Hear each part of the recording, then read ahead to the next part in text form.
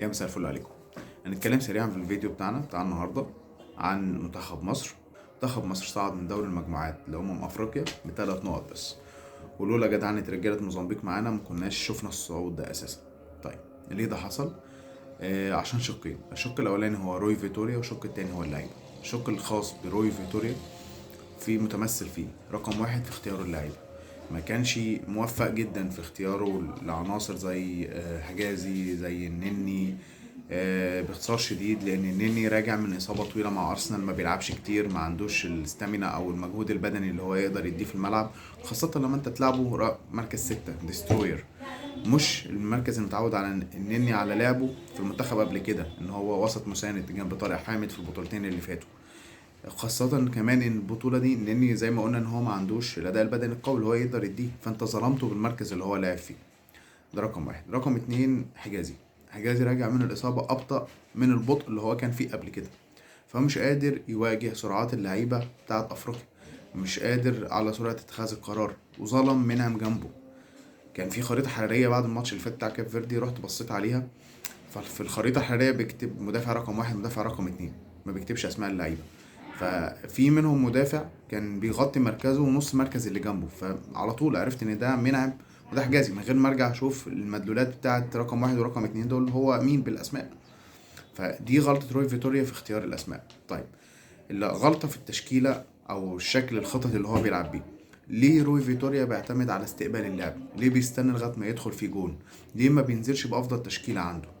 دلوقتي صلاح مش موجود، ليه ما تلعبش بافضل تشكيله عندك، وهي التشكيله اللي انت خدمت بيها الماتش اللي فات او اللي انت نزلتها الشوط الثاني مع نزول تريزيجيه؟ ليه ما تلعبش ب 4-2-4 اللي هي تتقلب في حاله الدفاع 4-4-2؟ ده افضل شكل خططي عندك. ما تستناش لغايه ما تستقبل جون وتهاجم، مش دايما هيسعفك الوقت انك انت ترد وتهاجم وتسجل، خاصة مع درجات الرطوبة واللي هي بتأثر على اللعيبة في الشوط التاني جدا. الأفضل إن مصر تبدأ هي مبادرة، يلعب ب4-2-4 أو 4-4-2 في الشق الدفاعي بسيطة. شيل حجازي، حط ياسر، شيل النني، وخلي مروان عطية جنبه إمام عاشور. إمام عاشور الماتش الجاي ممكن ما يلعبش عشان الإصابة، هي مش إصابة مأثرة عليه في حاجة، بس ده بروتوكول طبي إن هو يغيب الماتش اللي جاي. جنبه مين؟ جنبه حمدي فتحي، جنب مروان عطية وحمدي فتحي في نص الملعب. الجناحين تريزيجيه على الشمال، زيزو على اليمين، قدام مصطفى محمد ومرموش انت ظلمته بانك انت تلعبه بجناح. مرموش ما بيلعبش مع فرانكفورت جناح، مرموش بيلعب سكند سترايكر يا مهاجم صريح. ده الشكل الخططي الانسب انك انت تلعب بيه. تالت حاجة بالنسبة لروي فيتوريا، اتمنى انك انت تخلق دافع قوي عند اللعيبة دي.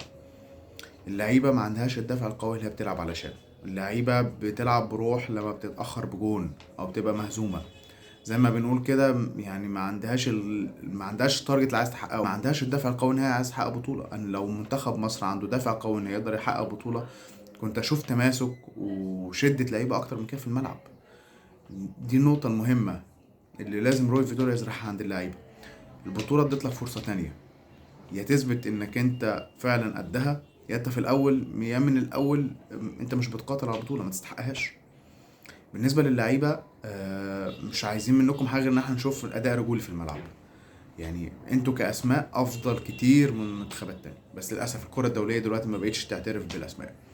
اي منتخب اسماءه ممكن تبقى اقل منكم، بس بالروح والمجهود والعزيمه والدافع ممكن تخرجكم من البطولة. وشوفنا ده كتير، يعني الأخيرة في كأس العالم الأخير ما كانش حد يتخيل إن الأرجنتين تقدر تكسب فرنسا مقارنة بالأسماء. مفيش، ما الأرجنتين ما تجيش حاجة من فرنسا باستثناء ليو ميسي. نبقى نفرد يعني فيديو خاص كده نتكلم فيه الحاجة الكبيرة اللي اتغيرت في موضوع الكرة الدولية بعدين، وكذلك اللي حصل مع المغرب لما أقصد بلجيكا من دور المجموعات، وبعد كده طلعت البرتغال وطلعت أسبانيا. ما كانش حد يتخيل إن المغرب هتعمل كده، لكن روح المجموعة وهدفها ان هي تحقق حاجة هي اللي دفعت لها اللعيبة ان هي تعمل كده. اتمنى اشوف الروح والاداء ده في منتخب مصر في دور ال16 قدام الكونغو.